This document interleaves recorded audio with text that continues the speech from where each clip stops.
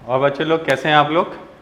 तो आज हम स्टार्ट करेंगे, तुम्हारे 10th फिजिक्स का लास्ट चैप्टर है, that is your sources of energy. ठीक है, तो आप लोग के 11th एंट्रेंस जो एग्जाम होता है एमयू में, उसमें इसमें से एक सवाल मोस्ट प्रोबेबल आ ही जाता है। ठीक है, अभी ये दो पार्ट्स में डिवाइडेड है। एक में है सोर्सेज ऑफ एनर्जी जो आपका विदाउट न्यूक्लियर फ्यूल होगा। ठीक है, जैसे आप लोगों का टाइडल एनर्जी, बायोमास एनर्जी या आपका थर्मल एनर्जीज। ठीक है, इस तरह से हम जो भी यूज़ करेंगे वो पढ़ेंगे इसके अंदर। और जो हम लोगों का सोलर वगैरह है वो भी इसमें स्टडी करेंगे। नेक्स्ट हम लोगों का जो इसमें नेक्स्ट पार्ट होगा that is called as a nuclear physics.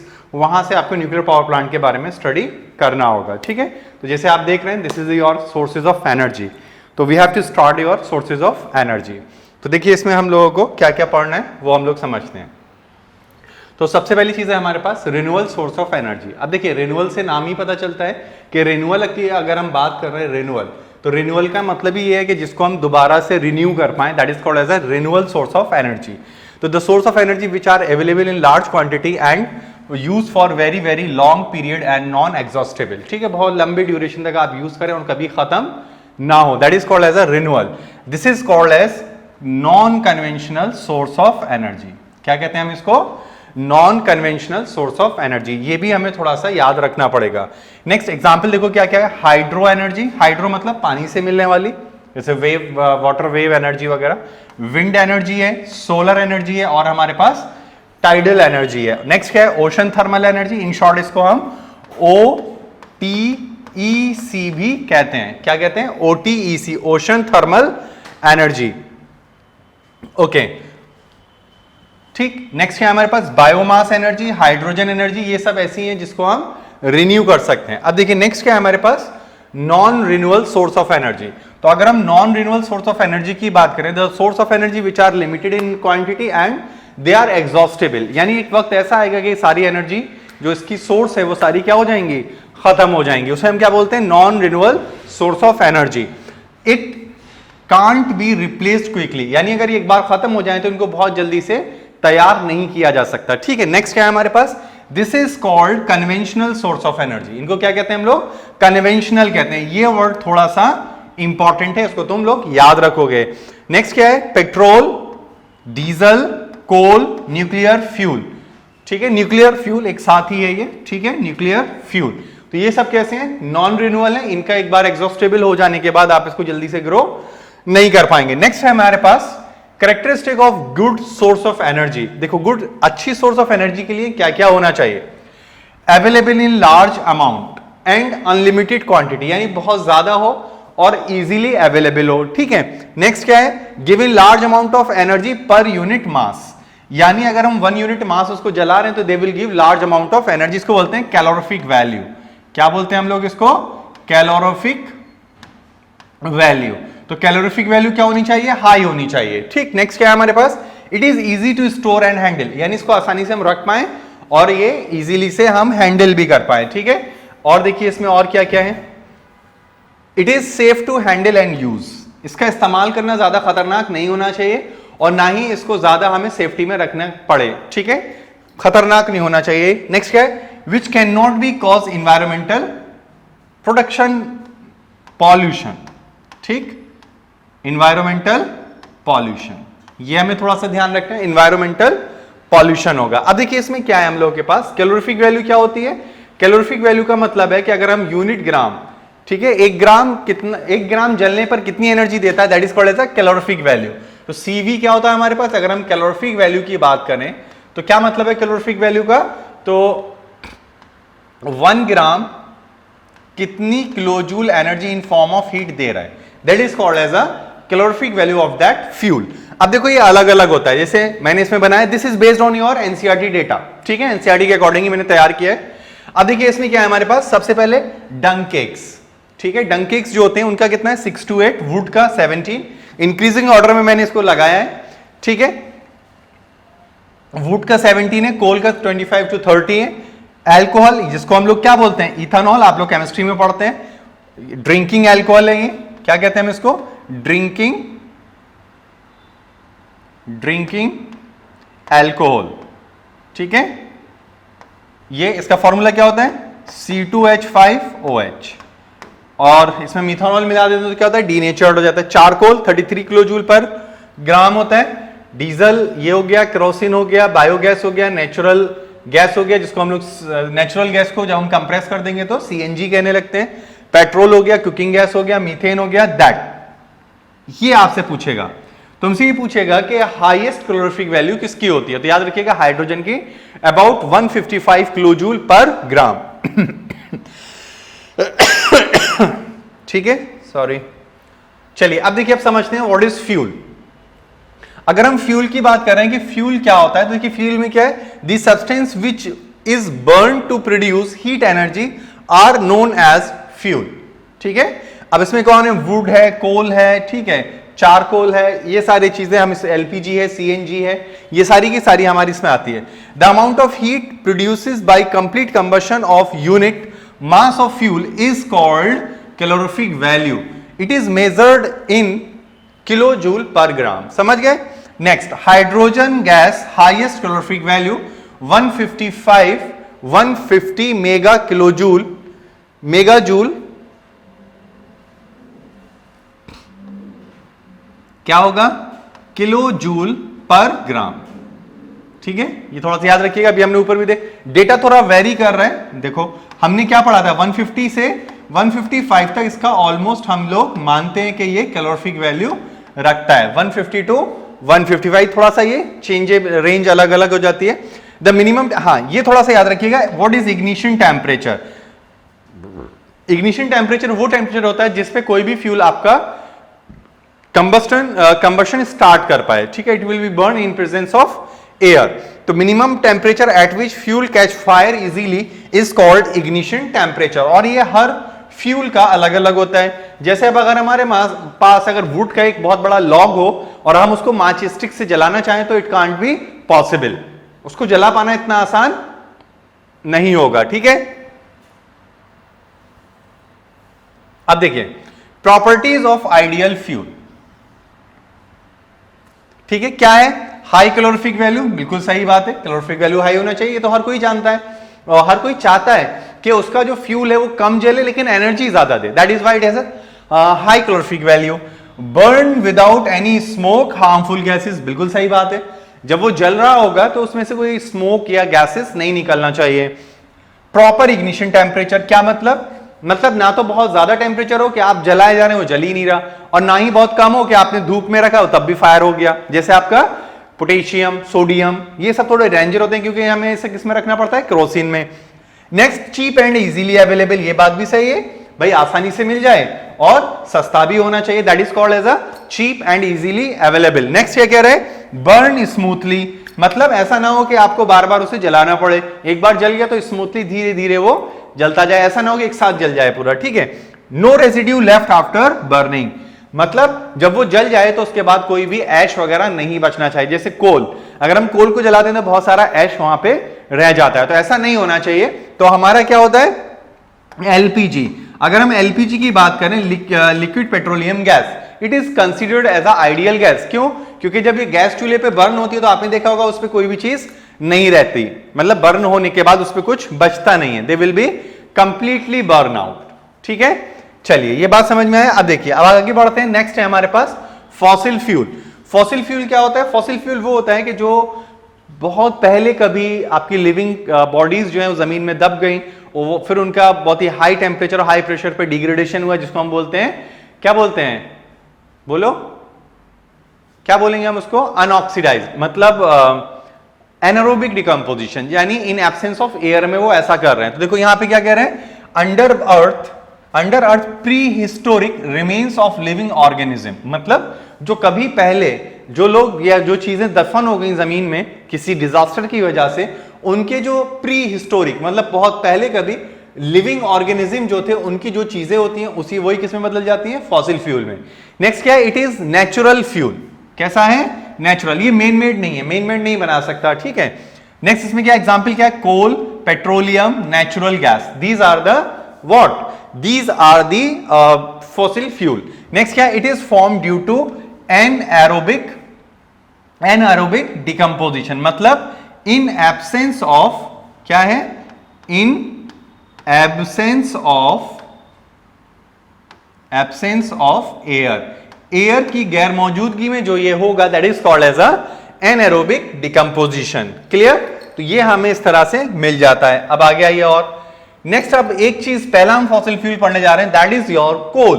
अब देखिए कोल में बहुत सारे क्वेश्चंस आप लोगों से पूछे जा सकते हैं। जैसे पहला क्वेश्चन है कि इसका कंपोजिशन बताओ या मिक्सचर बताओ। तो इसमें क्या क्या होता है? Carbon, hydrogen, oxygen and some free carbons, और कुछ फ्री कार्बन्स होते हैं। जैसे आप लोगों ने देखा होगा कि कभी कभी जब कोल या फ्यूल जलता है तो उसमें से एशेज यानी काले काले जर्रे जैसे उड़ने लगते हैं, that is called as a free carbons, जो आप लोगों के लिए खतरनाक होते हैं, हार्मफुल हैजार्ड्स होते हैं। ठीक है। Also contains small amount of nitrogen and sulphur. क्या होता है? कुछ अमाउंट इसका सल्फर और नाइट्रोजन का भी होता है। डिस्ट्रक्टिव डिस्टिलेशन, अच्छा देखो डिस्ट्रक्टिव डिस्टिलेशन जब हम इसका करते हैं तो हम लोगों का क्या होता है? कोल कन्वर्ट इनटू द कोक, और कोक के अंदर जो होता है वो लगभग 80% क्या आ जाता है? कार्बन। कार्बन इसके अंदर हाई हो जाएगा। नेक्स्ट देखो इसमें और ज्यादा बताया गया है ये, ठीक है, तो हम मान सकते हैं 98% के अबाउट ये है। Coke is best fuel then coal, ये भी बात आपको ध्यान रखनी है। Coke is the best fuel. Coke not produce pollution. अच्छा, अगर हम कोल का करते हैं, अभी तक बात ध्यान रखना, अगर हम वुड का, किसका? वुड का क्या कर दें? डिस्ट्रक्टिव डिस्टिलेशन कर दें, अगर डिस्ट्रक्टिव डिस्टिलेशन कर दें अगर, तो हमें क्या मिलता है? तो हमें मिलता है चारकोल। क्या मिलेगा? चारकोल। तो जितने भी हमारे पास सॉलिड फ्यूल हैं, जैसे हमारे पास कोल है, जैसे हमारे पास वुड है, इसका हम लोग क्या कर सकते हैं? डिस्ट्रक्टिव डिस्टिलेशन करते हैं। अगर हमारे पास लिक्विड है, जैसे crude oil, crude petroleum oil, तो उसको हम लोग फ्रैक्शनल डिस्टिलेशन करते हैं, which is work on the boiling point. ठीक है, बॉइलिंग पॉइंट पे वो काम करता है। कौन? Fractional distillation. आइए देखिए अब। ओके, नेक्स्ट है हमारे पास टाइप्स ऑफ फ्यूल। तो टाइप्स ऑफ कोल जो है हमारे पास, वो देखो तीन तरह का होता है, पीट, लिग्नाइट, बिटुमिनस और एंथ्रासाइट। तो पीट में क्या होता है? It is based classified on the basis of the percentage of carbon present in them. तो इसके अंदर क्या है? हमारे पास 27% कार्बन मौजूद रहता है। लिग्नाइट में क्या होता है? 28 to 30%। इसको बोलते हैं सॉफ्ट कोल। क्या बोलते हैं इसको? ये भी ध्यान रखना है तुम्हें। क्या बोलते हैं इसको? हम लोग सॉफ्ट कोल कहते हैं। और ब्यूटिम्यूनस जो होता है वो 78 to 80% रखता है। This is house hold. क्या कह सकते हैं हम इसको? हाउस होल्ड कह सकते हैं। ठीक है। और नेक्स्ट हमारे पास क्या है? एंथ्रासाइड इज बेस्ट। ठीक है। और कैसा होता है? हार्ड कोल होता है। कैसा होता है? हार्ड कोल। बहुत ज्यादा सख्त है, इसको जला पाना इतना आसान नहीं होगा। चलिए अब देखते हैं आगे। हाँ, ये देखिए डिस्ट्रक्टिव डिस्टिलेशन ऑफ कोल। अगर हम कोल का डिस्ट्रक्टिव डिस्टिलेशन कर रहे हैं तो देखिए यहां पे हमने क्या रख रखा है? कोल। क्या रखा है? कोल। अब जब हमने बर्नर जला दिया, दिस इज योर बर्नर। क्या है यहां पे हमारे पास? बर्नर। अगर हम बर्नर को जला रहे हैं तो ये बर्नर जब जल रहा है यहां पे, तो यहां पे हमने फ्रेशली क्या रखा होगा? कोल। क्या रखा होगा? कोल। जब बर्न हो गया तो क्या बन गया? Powdered Coke. क्या बन गया? Powdered Coke. यहां पे क्या कन्वर्ट हो गया? कोक। ये क्या है? Boiling tube. क्या है? Boiling tube. तो ये हो गया। अब देखो हमने क्या करा, जब हमने इसको बनाया यहां पे, तो देखिए क्या क्या हमें मिल रहा है। तो यहां पे हमें एक चीज मिलती है, कोल गैस। क्या मिलती है? Coal gas. Coal gas is combustible. कैसी होती है? कंबस्टेबल। ये कैसी है? कंबस्टेबल। कंबस्टेबल मतलब इसको जलाया जा सकता है। और क्या होता है? वाटर। यहां पे हम क्या कर रहे हैं? वाटर में डिसॉल्व कर रहे हैं। Water, this dissolve amount to form ammonia liquor. यानी क्या बन जाता है? इसको अगर हम पानी में डिसॉल्व करते हैं H2O में, तो क्या बन जाएगा? अमोनिया। अमोनिया क्या बन जाता है? लेकर। अमोनिया लेकर। और ये क्या है हमारे पास? ये है कोल तार। क्या है? कोल तार। तो देखिए इसकी इक्वेशन तुमसे पूछी जा सकती है, कोल। तो क्या होता है? कोल गैस, कोल तार, कोक, और क्या मिलता है? अमोनिया लेकर। क्या मिलेगा? अमोनिया लेकर। ये हमें थोड़ा सा ध्यान रखना है। ठीक, ओके। अब आगे बढ़ते हैं। देखिए यूजेस क्या है इसके। यूजेस हमारे पास क्या? For heating purpose in some industries. ठीक है, हीटिंग पर्पज के लिए यूज करते हैं। जनरेशन ऑफ इलेक्ट्रिसिटी हम जानते हैं थर्मल पावर प्लांट में यूज करेंगे। और क्या है? कोक यूज एज, ये थोड़ा important, reducing agent in extraction of metal. कुछ मेटल ऐसे होते हैं जिनको हमें एक्सट्रैक्ट करने के लिए क्या करना पड़ता है? इसको एज ए रिड्यूसिंग एजेंट हम लोग यूज करेंगे। अब देखिए, to make coal gas, coal gas का तुमसे फॉर्मूला पूछा जा सकता है। तो क्या क्या होता है इसमें? हाइड्रोजन गैस होती है, मीथेन होती है, और कार्बन मोनोऑक्साइड। क्या क्या है? हाइड्रोजन, मीथेन और कार्बन मोनोऑक्साइड, ये हमें थोड़ा सा याद रखना होगा, ठीक है। चलिए आगे बढ़े, आइए देखिए नेक्स्ट है हमारे पास पेट्रोलियम। अब देखिए पेट्रोलियम जो होता है एक्चुअल में ये दो वर्ड से मिलकर बना है, पेट्रा प्लस ओलियम। क्या है हमारे पास? Petra plus oleum. तो अगर हम पेट्रा की बात करें तो इसके लिए होता है रॉक, ठीक। ओलियम का मतलब होता है ऑयल।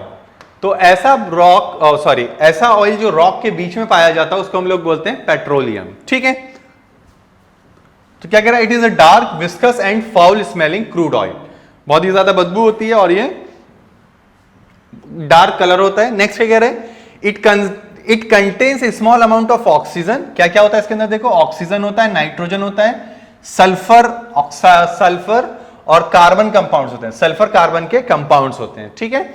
नेक्स्ट क्या कह रहा है? It is present between two layer of impervious rocks.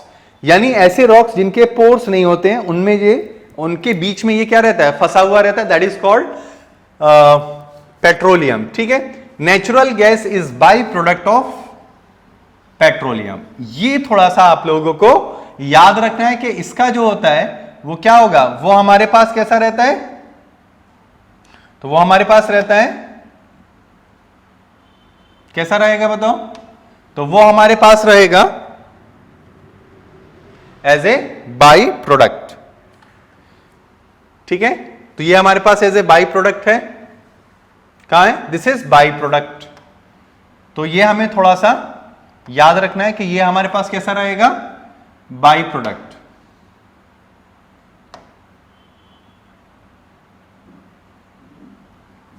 चलिए तो कैसा है हमारे पास? ये बाई प्रोडक्ट है, ठीक है। This is our by product. तो ये बाई प्रोडक्ट हो गया हम लोगों के पास। ओके, ये फुल क्यों नहीं हो रहा है?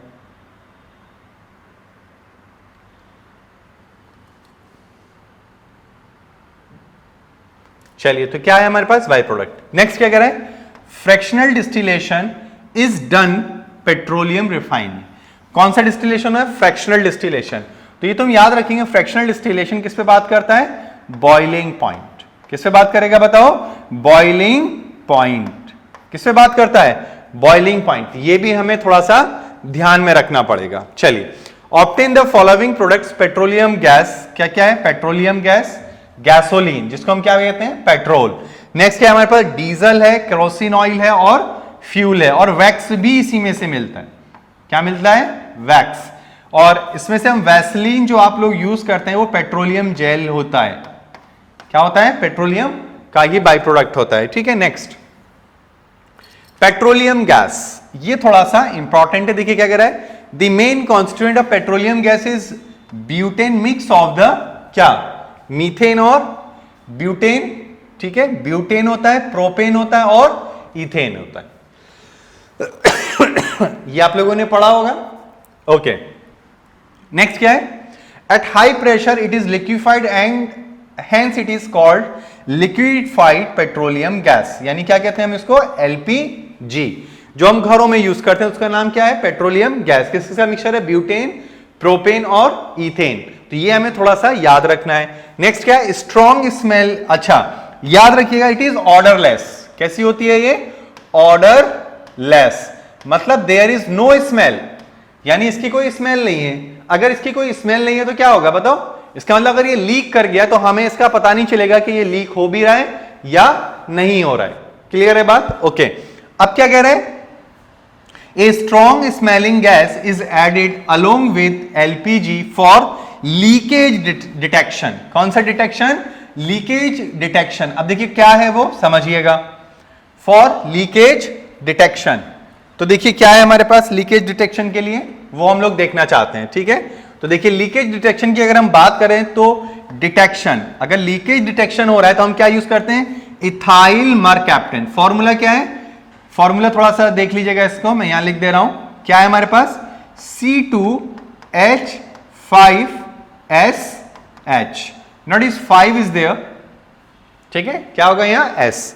तो C2H5SH, ठीक है। तो ये फाउल स्मेलिंग जो होती है वो हाइड्रोजन सल्फाइड की वजह से होती है। इसकी वजह से क्या हो जाती है? क्या हो जाती है इसकी वजह से?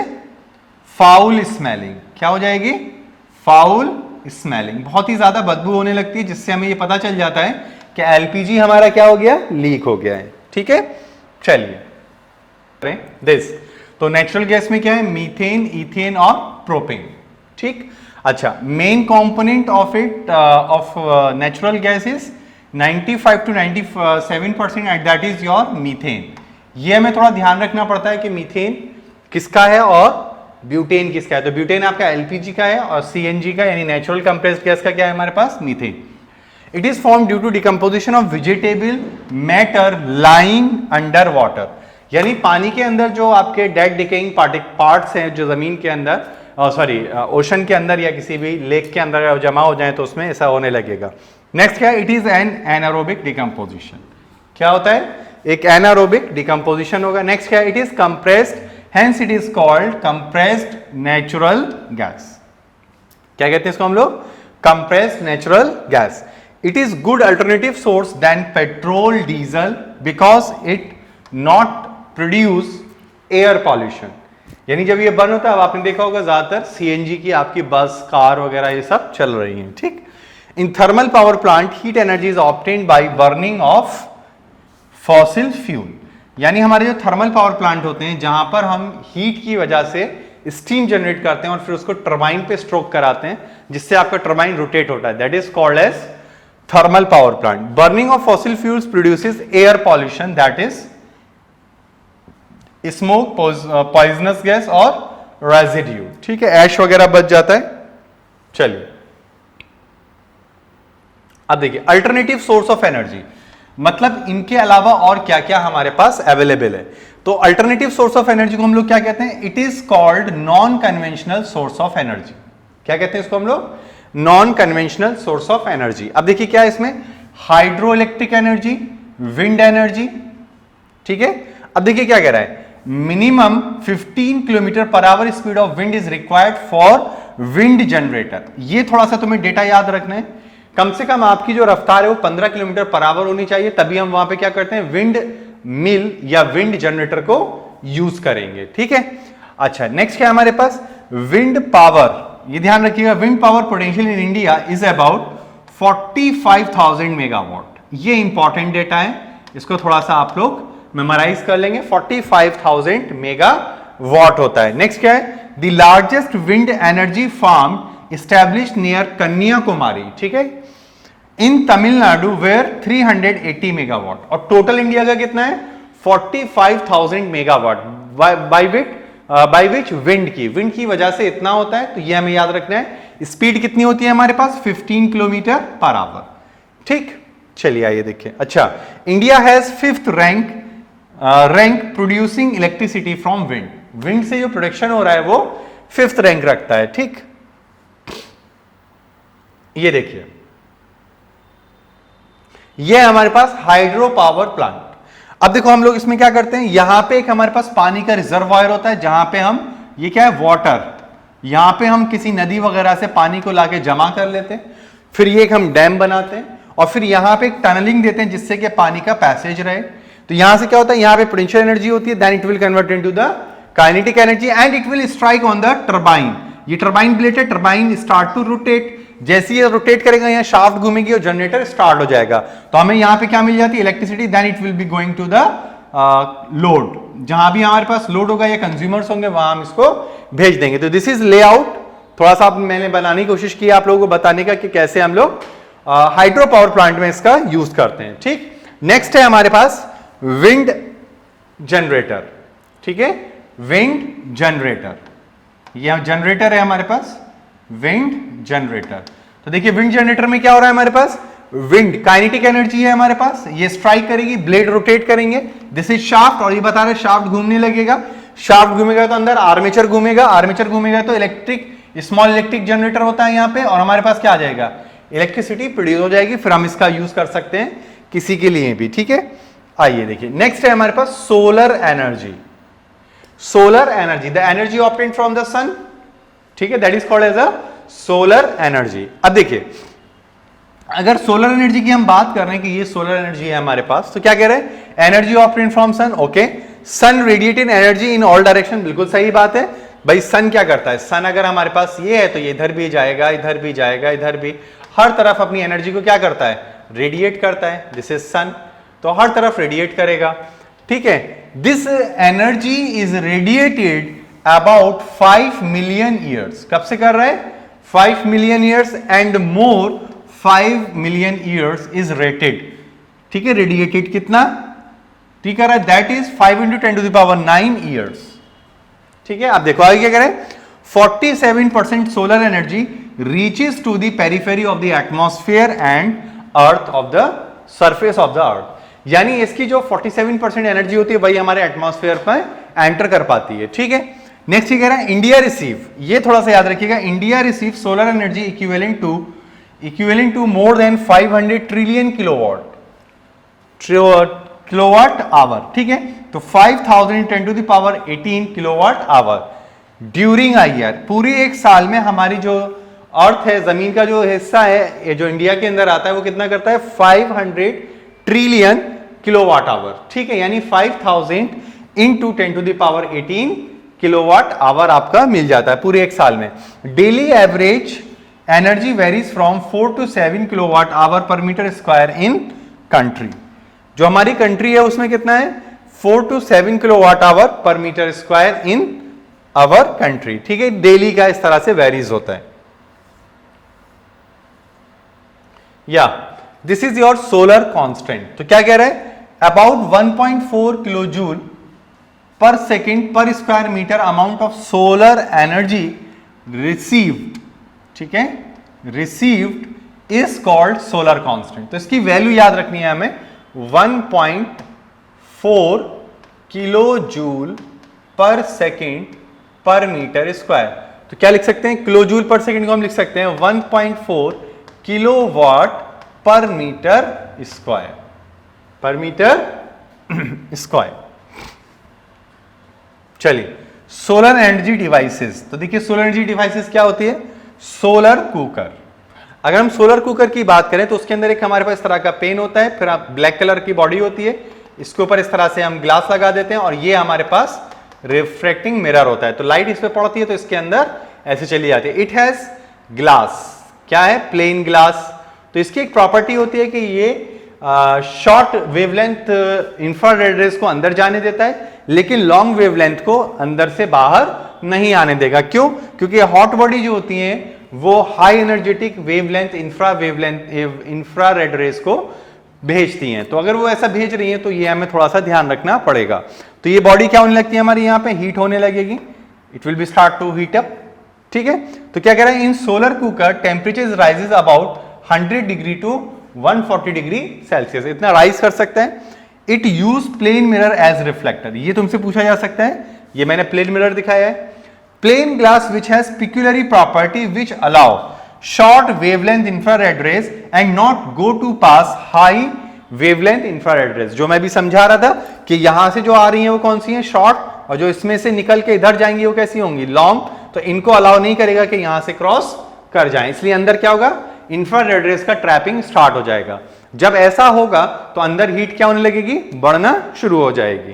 क्लियर, तो ये हमारा थोड़ा सा हमें आइडिया इसका होना चाहिए। चलिए ओके, नेक्स्ट डिवाइस है हमारे पास सोलर सेल। अब देखो सोलर सेल क्या होता है, सोलर सेल जो है वो एक ऐसी डिवाइस है जो सोलर एनर्जी को इलेक्ट्रिकल एनर्जी में कन्वर्ट करती है। अब देखिए यहां पे क्या है हमारे पास, ये सोलर एनर्जी फ्रॉम सन है जो आपके किसी भी सेल पे गिरेगी।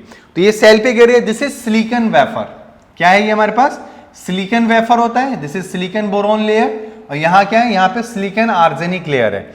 ठीक, इस पूरे सिस्टम को हम क्या कहते हैं, this is your positive terminal and this is your negative terminal, it will be going to your device. तो जब लाइट एनर्जी इस पे पड़ेगी then it will convert light energy into electrical energy. तो क्या कह रहा है हमसे, देखो क्या कह रहा है, convert solar energy into electrical energy.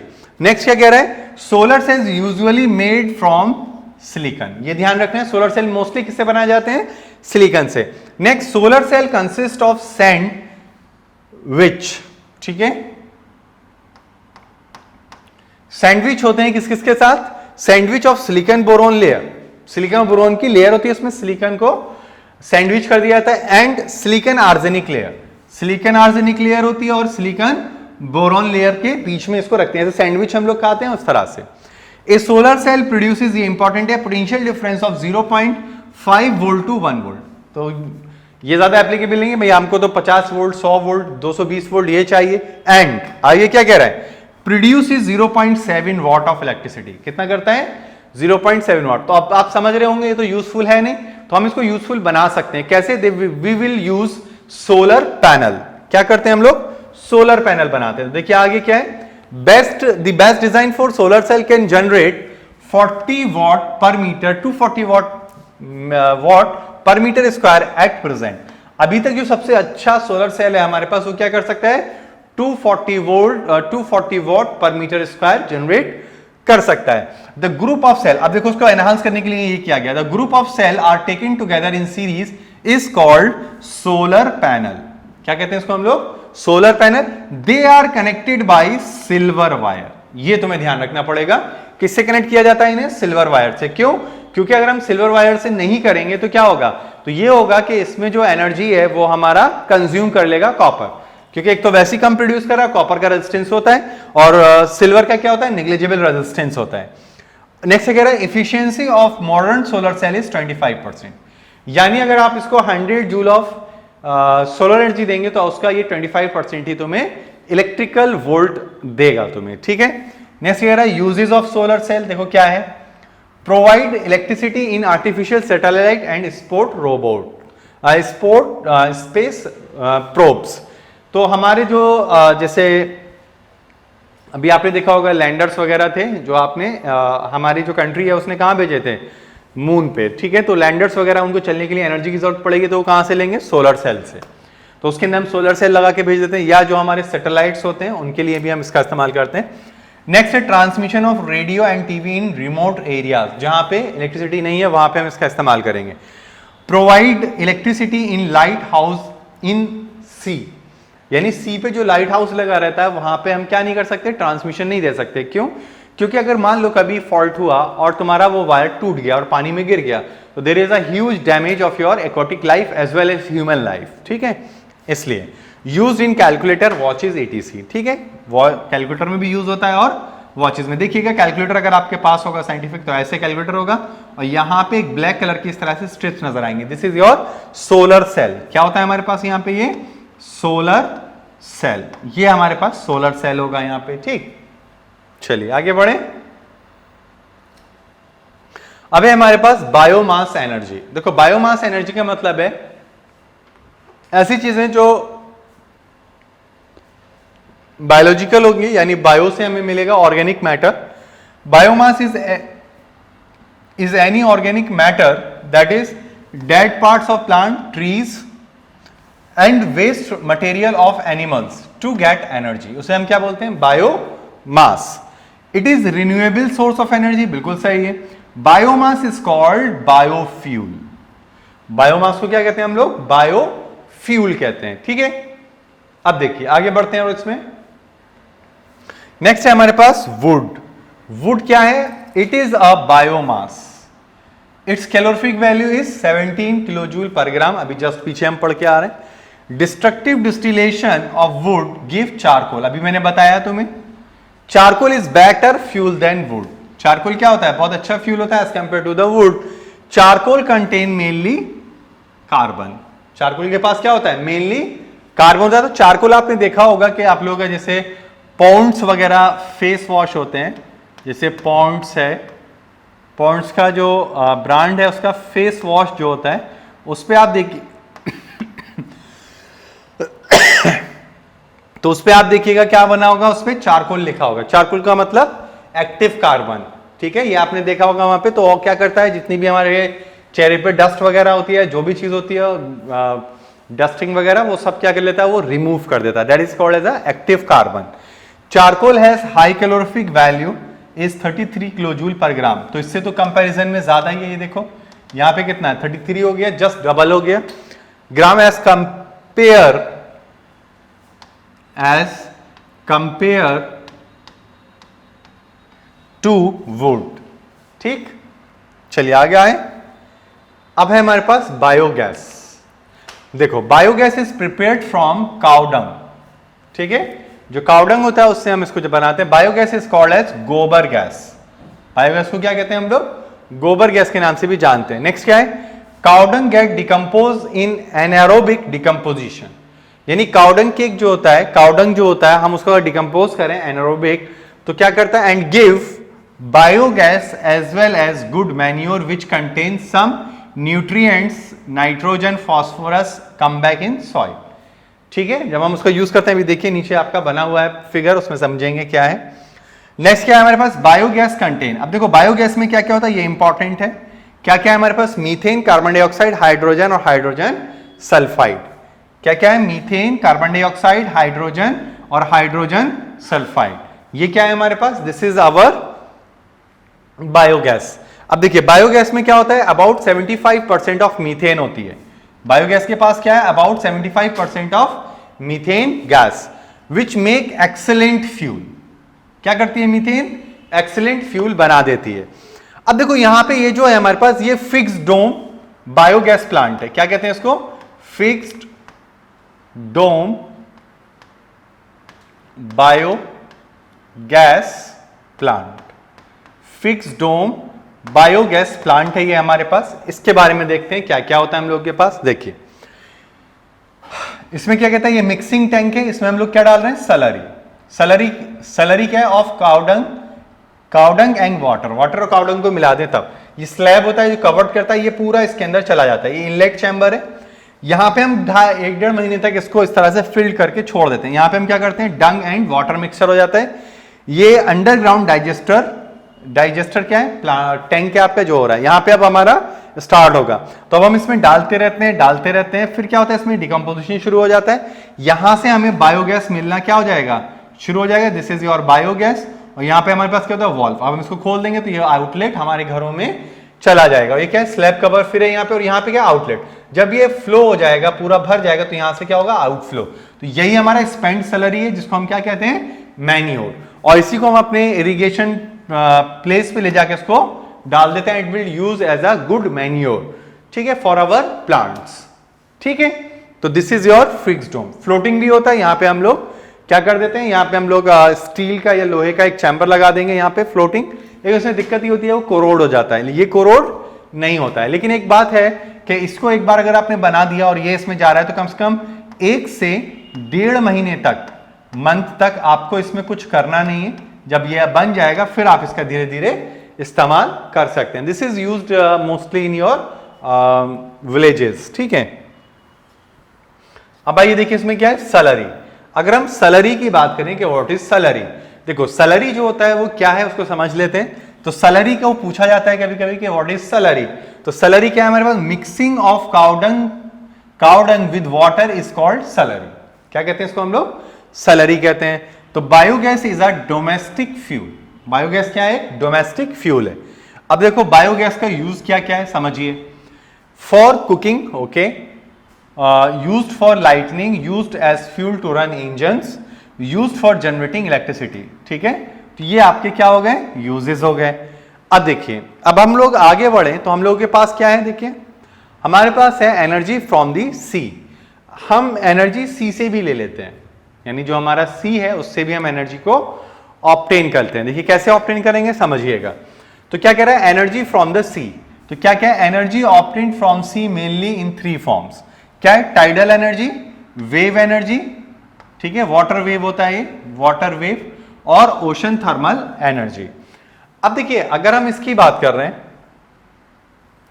Tidal energy तो आप समझते हैं कि जो आपके सी होते हैं उसके अंदर क्या होता है? मून और सन के बीच, सॉरी, मून के और आपके अर्थ के बीच में क्या होता है? बहुत ग्रेविटेशन, एक वक्त ऐसा आता है जिसमें क्या होता है? फोर्स ऑफ अट्रैक्शन दोनों में बहुत ज्यादा बढ़ जाती है, जिसकी वजह से पानी क्या करता है? हवा में उठने की कोशिश करेगा।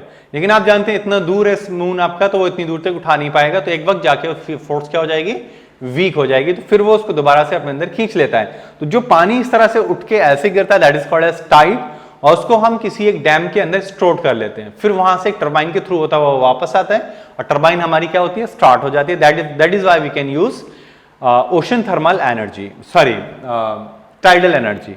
वेव एनर्जी भी यही होती है, पानी के सरफेस पे जब वाटर की सरफेस पे जब वेव चलती है, यानी एयर चलती है, तो उसकी ऐसे वेव बन जाती है, तो वो वेव जब आपकी टरबाइन के ब्लेड से टकराएगी तो उसको फिर स्टार्ट कर देगी। अब देखिए एक और चीज है ओशन थर्मल एनर्जी। देखिए ओशन थर्मल एनर्जी एक्चुअली में क्या है कि आपके कुछ जो आपके ओशन है या सी है उसमें कुछ जगह ऐसी होती हैं जहां पे पानी की अपर सरफेस और पानी का जो बेड होता है या थोड़ा बहुत और अंदर, यहां पे मान लो इतना गहराई में, यहां पे आपका 20 degree Celsius to 25 degree Celsius तक का टेम्परेचर क्या आ जाता है, डिफरेंस आ जाता है। तो हम क्या करते हैं, इस पानी को यूज कर लेते हैं, इस वाटर को हम क्या कर लेते हैं, बाहर ले लेते हैं वाटर को, और इसमें क्या करते हैं, इसको फिर से हम बॉईल कर देंगे। क्या कर देंगे बोलो, बॉईल। लेकिन आप सोच रहे होंगे इसका फायदा क्या है? देखो फायदा ये है कि आपको पानी जो है वो पहले से ही कितनी डिग्री पर मिल रहा है, 20 से 25 डिग्री पे, तो कुछ ना कुछ फ्यूल तुम्हारा कम ही यूज होगा। नहीं समझ में आ रही है बात? यानी पहले से ही अगर वो इतने टेम्परेचर पर है तो आपको ज्यादा एनर्जी खर्च करने की जरूरत नहीं पड़ेगी। ठीक है, वो पहले से इतनी एनर्जी पर है, तो हमें क्या करना है, हमें तो बस पानी को 100 डिग्री पे ले जाना है, तो पहले से हमें 20 पे या 25 पे मिल जाएगा, तो हमें 20 टू 100 ले जाने में 80 जूल 80 कैलोरी 80 डिग्री सेल्सियस में बढ़ेगा, और अगर यहां पर है तो 75 डिग्री और बढ़ाना है तो टोटल कितना हो जाएगा, 100 डिग्री सेल्सियस हो जाएगा। तो ये हमें थोड़ा सा ध्यान में रखना है। क्लियर है बात? तो ये चीजें हमें थोड़ा सा समझ में आना चाहिए। अब देखिए एक और चीज है हमारे पास, that is your nuclear energy. ये थोड़ा सा इंपॉर्टेंट है, यहां से क्वेश्चन तुम्हें मिल जाएगा। न्यूक्लियर एनर्जी, देखिए न्यूक्लियर एनर्जी क्या है, तो आपके पास एक फ्यूल होता है जिसको हम बोलते हैं न्यूक्लियर फ्यूल, जिसको हम बोलते हैं यूरेनियम 235, जो क्या होता है, रेडियो एक्टिव होता है और फिशनेबल होता है, जिसपे फिशन रिएक्शन डायरेक्ट परफॉर्म किया जाता है, उसे हम बोलते हैं फिसाइल मटेरियल। तो energy release during nuclear reaction is called nuclear energy. क्या कहते हैं उसको हम लोग, nuclear energy. Nuclear reaction are of two types, क्या क्या होते हैं, फिशन और फ्यूजन। फिशन में क्या होगा, हैवी न्यूक्लियाई लाइट में टूटेगा, और लाइट न्यूक्लियाई फ्यूज होकर एक हैवी न्यूक्लियाई को जनरेट करेंगे। तो nuclear energy is also called atomic energy. क्या कहते हैं हम उसको, एटॉमिक एनर्जी के नाम से भी जानते हैं।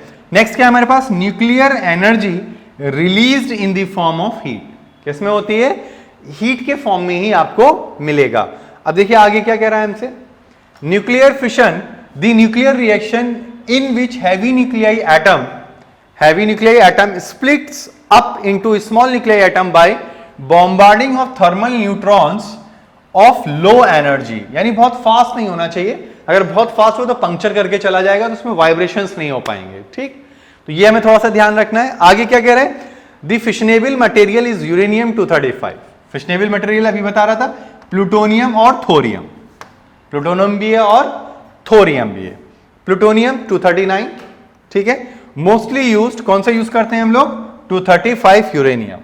नेक्स्ट क्या है हमारे पास, one nuclear fission reaction of uranium produces 200, ये डेटा याद रखिएगा, एक न्यूक्लियर फिशन रिएक्शन ऑफ किसका, यूरेनियम 235 का कितना देता है हमें, 200 mega electron volt, 200 mega electron volt.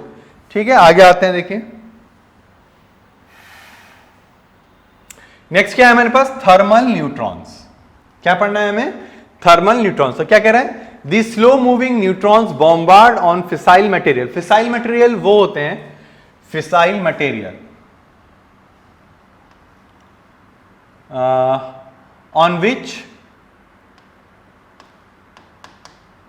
on which direct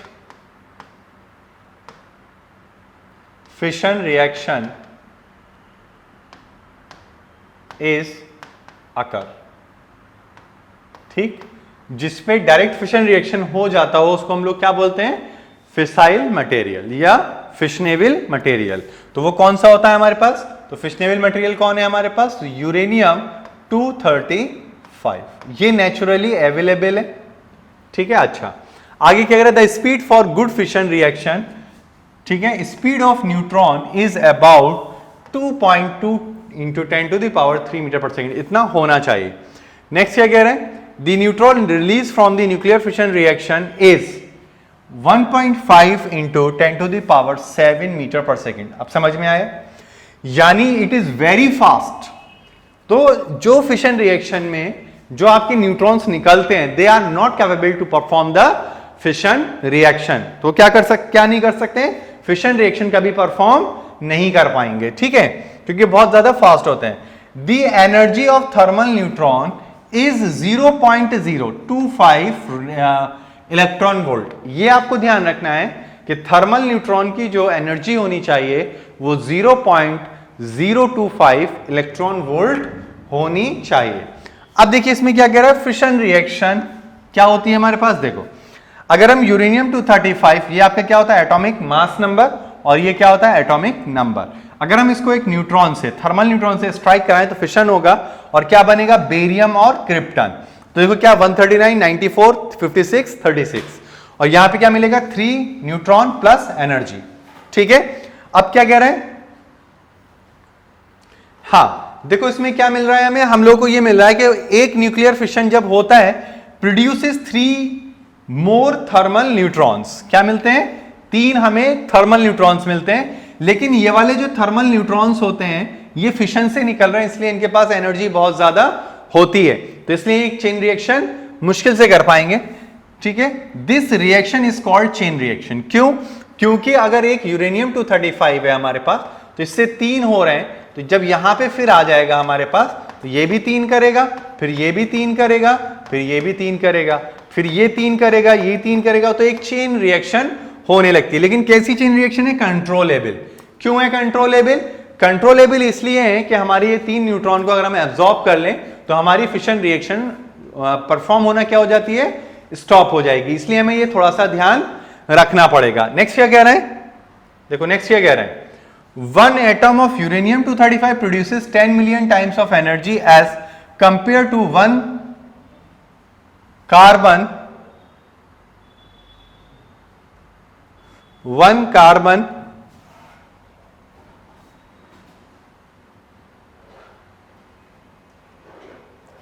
1 atom of uranium 235 produces 10 million atoms of energy as compared to 1 gram of coal, ठीक है।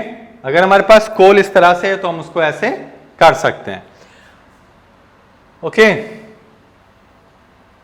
तो चलिए इसको करिए, फिर हम लोग इसमें आगे पढ़ेंगे अब आप लोगों का न्यूक्लियर पावर प्लांट, ठीक है। अभी जो नेक्स्ट हम लोग को अभी पढ़ना है, ठीक है, अभी हम लोग क्या कर रहे हैं, न्यूक्लियर पावर प्लांट। अभी आप लोग इसको नोट कर लीजिए जरा जल्दी से, इसको आप लोग कर लीजिए, फिर अभी हम लोग स्टार्ट करते हैं न्यूक्लियर पावर प्लांट। इसको नोट कर लीजिए आप लोग,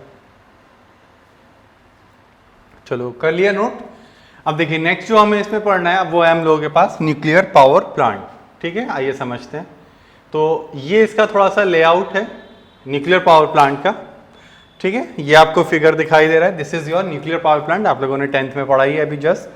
तो हमारा क्या होता है, एक स्टील का वेसल होता है जिसको हम लोग बोलते हैं न्यूक्लियर रिएक्टर, और इसके बाहर आप ये देख रहे होंगे this is your concrete chamber जो पूरा इसमें होता है, और ये आपका ग्रेफाइट कोर है।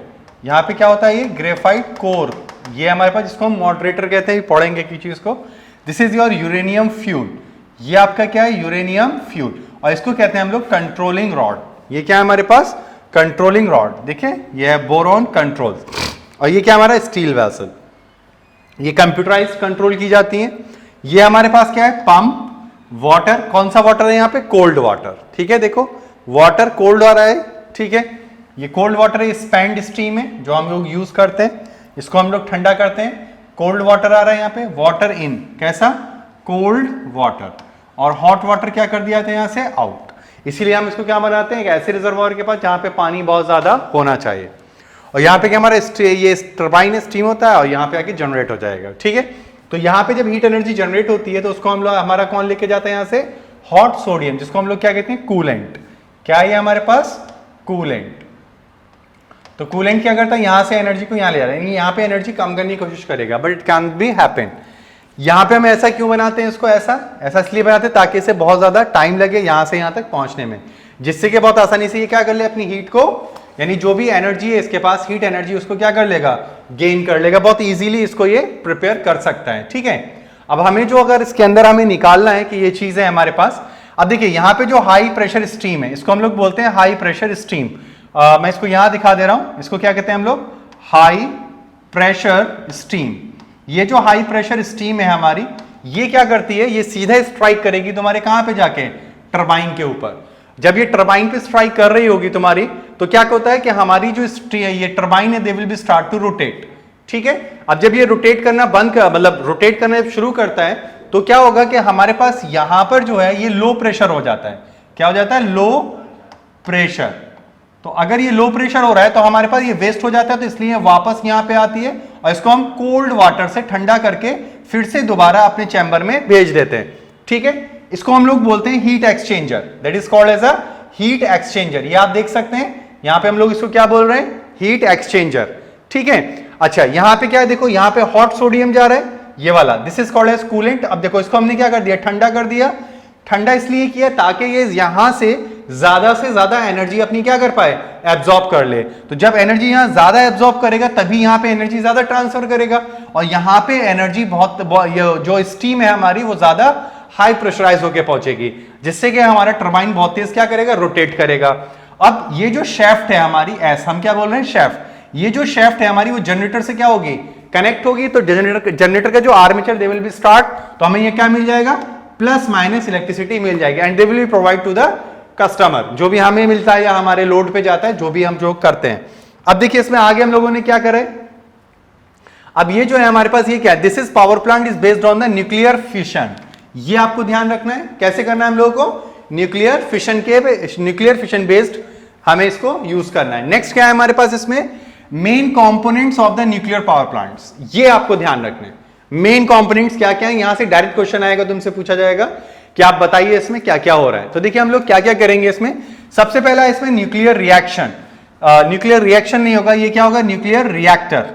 Nuclear reactor. ठीक है, मैं यहां लिख दे रहा हूं न्यूक्लियर रिएक्टर। ठीक है, this is our nuclear reactor. तो क्या कह रहा है? It is steel vessel in which nuclear reaction takes place. ठीक है, इसको न्यूक्लियर रिएक्टर कहते हैं। इससे कभी क्वेश्चन आया नहीं है। यहां देखिए न्यूक्लियर फ्यूल, ये शायद कभी पूछ ले। आइसोटोप्स ऑफ यूरेनियम कौन सा? 235। और कैसा होता है ये बताओ? फिशनेबल होता है। कैसा होता है? या तो फिसाइल लिख के देगा या फिशनेबल। और किस में यूज करते हैं हम? Form of rod. रॉड की शक्ल में यूज किया जाएगा। नेक्स्ट क्या है हमारे पास? देखो moderator, it is most important. यहां से क्वेश्चन आपको मिलेगा, ये पूछ सकता है मॉडरेटर का काम क्या है, या मॉडरेटर के एग्जाम्पल बताइए। मैं एग्जाम्पल पूछेगा विच वन इज मॉडरेटर। तो moderator is the substance which slow down fast moving neutrons by absorbing its energy। यानी जो फास्ट मूविंग न्यूट्रॉन्स आ रहे हैं उनकी एनर्जी को एब्जॉर्ब करके ये क्या करता है? उनको स्लो डाउन कर देगा। क्यों? क्योंकि हमें कितनी स्पीड चाहिए होती है? 2.2 × 10⁻³ मीटर पर सेकेंड। तो उतना ये कैपेबल कर देगा। नेक्स्ट क्या है? द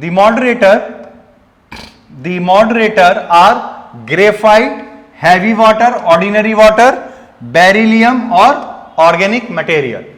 ठीक है, ये हमारे पास होता है। ये कौन है? मॉडरेटर।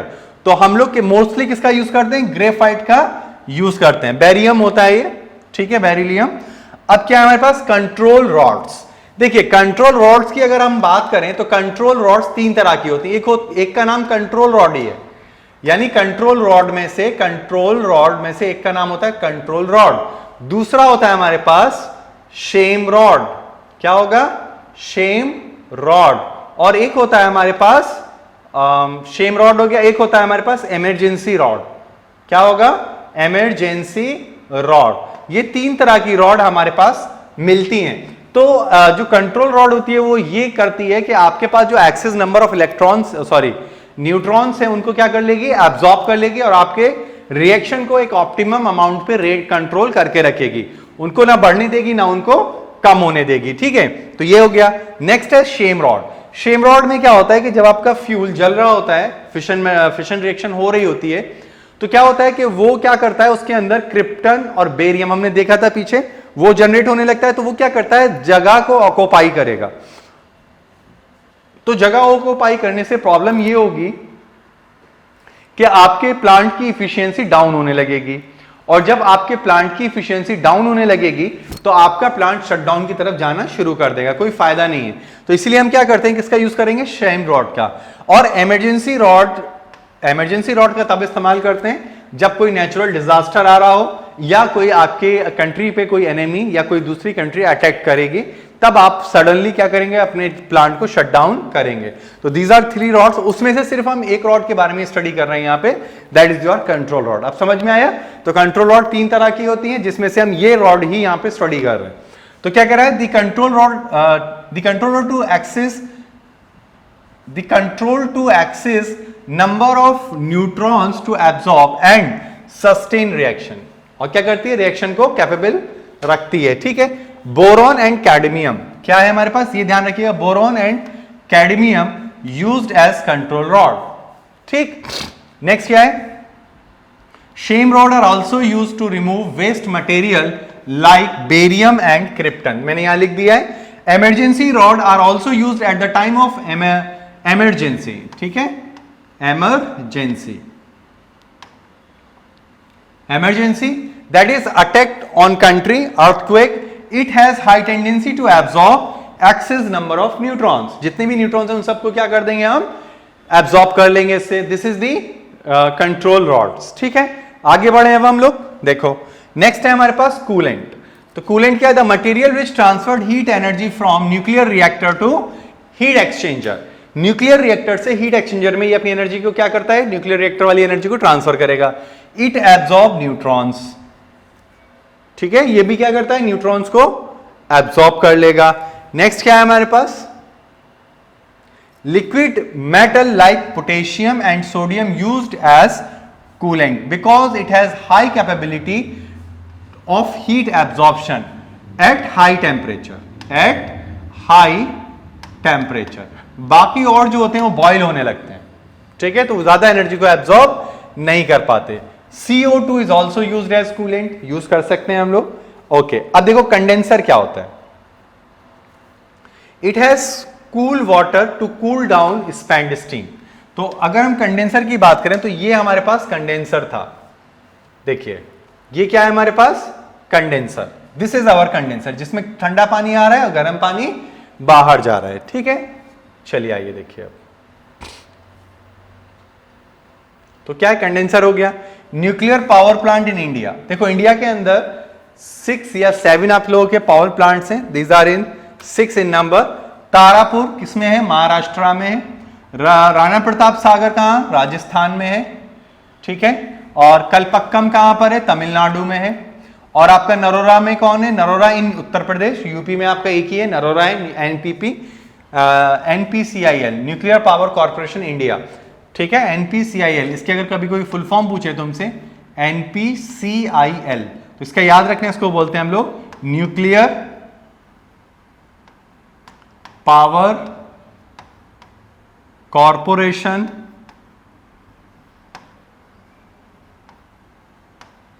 India limited. ठीक है, ये तुम्हें ध्यान रखना है, NPCIL की फुल फॉर्म है ये। चलिए नेक्स्ट है, in India about 3% of total electrical energy obtained from nuclear energy. यानी इंडिया में जितनी भी एनर्जी जनरेट की जा रही है इलेक्ट्रिसिटी, वो उसमें से सिर्फ 3% ऐसी एनर्जी है जो आपकी न्यूक्लियर पावर प्लांट से ऑब्टेन्ड की जा रही है। ठीक है, अच्छा अब आगे बढ़ते हैं हम लोग। देखो हमारे पास क्या कह रहा है, नेचुरल यूरेनियम 235 इज अबाउट 0.7%, 0. कुछ में 0.9 के अबाउट भी माना गया है। ठीक है, नेक्स्ट देखिएगा इसमें क्या है, न्यूक्लियर बॉम्ब। देखिए न्यूक्लियर बॉम्ब में ज्यादा कुछ नहीं पूछेगा, किस पे बेस्ड करता है ये आपसे पूछेगा, which one is more dangerous. तो nuclear bomb is based on the nuclear fission reaction. किस पे बेस्ड करता है बताओ, न्यूक्लियर फिशन रिएक्शन। क्या है, यूरेनियम 235 और प्लूटोनियम 239 आर यूज्ड, इनमें से कोई एक यूज होगा। enormous amount of heat energy is released and cause destruction all around। ठीक है, जो भी आसपास होगा सबको बर्बाद कर देगा। It is dropped on Japan cities Hiroshima and Nagasaki। कब किया था, 1995 ड्यूरिंग सेकेंड वर्ल्ड वॉर। इस टाइम आपके आइंस्टीन जिंदा थे। ठीक है, तो उन्होंने रिकमेंडेशन भी किया था इट कांट बी हैपन, ऐसा ना हो। ठीक है, लेकिन ऐसा माना नहीं गया। अब देखिए इस एनर्जी का ही इन लोगों ने इस्तेमाल किया है इसको बनाने के लिए, तो it is a dangerous weapon. क्या है, E is equal to MC square. उन्होंने ये बोला कि अगर किसी मास को हम स्पीड ऑफ लाइट से मूव कराएं तो mass convert into the energy. ठीक है, और कंप्रेस कर दे तो mass energy convert into the mass. तो टेक 1 kg ऑफ मास और इतना देखो कितना आ रहा है हमारे पास, दिस इतनी एनर्जी 1 kg फ्यूल आपको दे सकता है अगर हम उसको स्पीड ऑफ लाइट से मूव कराए तो। 1 kg mass produces large amount of heat energy, ठीक है। The energy release in nuclear reaction is expressed in electron volt. किसमें एक्सप्रेस करते हैं? Electron volt. नेक्स्ट कह रहा है 1 इलेक्ट्रॉन, अच्छा ये याद रखिएगा इलेक्ट्रॉन वोल्ट से ये पूछेगा कि इलेक्ट्रॉन वोल्ट किसकी एनर्जी है, तो याद रखिएगा इलेक्ट्रॉन वोल्ट किसकी एनर्जी है, किसकी एनर्जी है, किसकी यूनिट है, वोल्ट की नहीं है, किसकी है, एनर्जी की है। देखो कैसे, तो आपने पढ़ा था V is equal to W by Q, तो हम W इज इक्वल टू लिख सकते हैं Q इंटू V। तो अब कहता है कि एक इलेक्ट्रॉन को अगर हम V वोल्ट पोटेंशियल से फायर करें तो ये इतना अमाउंट मिल जाएगा, ठीक है। तो क्या कह रहा है, 1 electron volt is the amount of energy required by accelerated by an electron, ठीक है, by an electron when accelerating through a potential difference 1 volt and this is amount of this. कितना है 1 इलेक्ट्रॉन वोल्ट कितनी होती है बताओ, 1.609 × 10⁻⁹ 9 नहीं होगा, ये कितना होगा 19, कितना होगा माइनस का 19। कैसे देखो, इलेक्ट्रॉन पे जो चार्ज होता है वो होता है 1.6 × 10⁻⁻19 कूलम। तो अगर हम बोलें कि कितनी एनर्जी होगी 1 इलेक्ट्रॉन वोल्ट के पास, तो हम लिखेंगे 1.6 × 10⁻⁻19 इंटू 1 वोल्ट, तो कितना आ जाएगा बताओ 1.6 × 10⁻⁻19 joule. This is your 1 amount of electron volt energy. तो 1 मिलियन इलेक्ट्रॉन वोल्ट यानी 1 मेगा इलेक्ट्रॉन वोल्ट कितना होता है, दैट मच। 1 AMU क्या होता है, 1 AMU वो अमाउंट ऑफ एनर्जी होती है जो कितना में होती है 1.94 × 10⁻10 जूल। तो 1 AMU कितने के बराबर है, देखो 1 AMU है आपकी 931 मेगा इलेक्ट्रॉन वोल्ट। ये थोड़ा सा आपको याद रखना पड़ेगा, ठीक है। आइए अब आगे हम लोग बढ़ते हैं। अब है हमारे पास न्यूक्लियर फ्यूजन। तो अगर हम न्यूक्लियर फ्यूजन की बात करें तो देखो इसमें क्या होगा, तो न्यूक्लियर फ्यूजन क्या है, two nuclei of light element combined to form a heavy nucleus. This required high temperature, ये इंपॉर्टेंट है, ये क्वेश्चन पूछा जा चुका है, फ्यूजन रिएक्शन कितने टेम्परेचर पे काम करेगा, ठीक है, एंड वेरी हाई प्रेशर, ठीक है, millions pascal. It release large amount of heat energy compare to the nuclear fission, यानी फ्यूजन जो होता है वो ज्यादा खतरनाक होता है as compare to the fission. Fission में जितनी भी एनर्जी रिलीज होती है उससे कम किसमें होती है, उससे कम होती है आपकी फिशन में, फ्यूजन में बहुत ज्यादा होती है। तो nuclear fusion reaction in laboratory, ये ध्यान रखिएगा लैब में कर रहे हैं हम। तो लैब में क्या होता है, हम ड्यूटेरियम को मिक्स करते हैं और हीलियम 3 बन जाता है और एक न्यूट्रॉन रिलीज होता है, ठीक है, with tremendous amount of heat energy. This is your heat energy, okay. अब देखिए इसमें क्या है, it release 1 neutron as by product. क्या कर रहे हैं, एक न्यूट्रॉन रिलीज होता है जब हम लैब में करते हैं। दिस रिएक्शन इज अनकंट्रोल्ड, कैसी रिएक्शन होती है, अनकंट्रोल्ड, इसको आप कंट्रोल नहीं कर सकते। This reaction is takes place in sun and star, ठीक है, फ्यूजन रिएक्शन इन सन कहां है, ये देखिए नीचे। तो फ्यूजन रिएक्शन इन सन में क्या है हमारे पास, ये देखो। तो फ्यूजन रिएक्शन इन सन में क्या करते हैं, प्रोटियम का यूज करते हैं और इसमें 2 पॉजिट्रॉन मिलेंगे, तुम्हें क्या मिलेंगे, 2 पॉजिट्रॉन। और क्या होता है हमारे पास, हीलियम 4 मिलता है और tremendous amount of heat energy release होती है। Temperature of sun about 6000 degree Celsius. और ये ये जो चीज है इसको पॉजिट्रॉन कहा गया है, ठीक है। It produces 2 positrons. अब देखिए हाइड्रोजन बॉम्ब क्या है, hydrogen bomb is based on fusion. सबसे पहली चीज किस पे बेस्ड करता है बताओ, फ्यूजन पे। Before explosion of hydrogen bomb nuclear bomb is explode to meet such high temperature and pressure. यानी अगर एक हाइड्रोजन बॉम्ब आपको फ्यूज करना है तो उससे पहले आपको एक न्यूक्लियर बॉम्ब फ्यूज करना पड़ेगा, जिसकी वजह से आपको एक टेम्परेचर मिल पाए जो फेवरेबल कंडीशन होती है किसी भी हाइड्रोजन बॉम्ब के लिए। वो कितना है, 10⁻7 केल्विन। कितना है बताओ, 10⁻7 केल्विन। अब देखो यहां पे क्या कह रहा है, in hydrogen bomb isotope of hydrogen यानी ड्यूटेरियम और ट्राइटियम अलोंग विथ लिथियम 6, किसके साथ यूज करते हैं, लिथियम 6। अब देखिए the function of lithium 6 is to produce more tritium needed for fusion. ठीक है, यानी लिथियम 6 का हम इसलिए यूज कर रहे हैं कि जब हमें ट्राइटियम की जरूरत पड़ेगी फ्यूजन रिएक्शन को सस्टेन कराने के लिए, तब वो इसको प्रोड्यूस करेगा। कैसे करेगा? Lithium 6 hit by neutrons it form tritium and helium.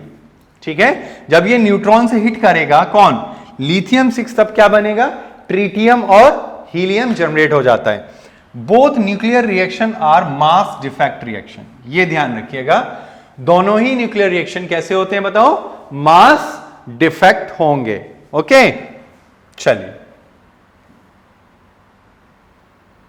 ठीक है, यहां तक समझ में आ रही है बात? तो this is all about your nuclear fission fusion और आपका सोर्सेज ऑफ एनर्जी। ठीक है, अब नेक्स्ट लेक्चर जो हम लोगों का होगा, that we start your previous year question of your nuclear या सोर्सेज ऑफ एनर्जी।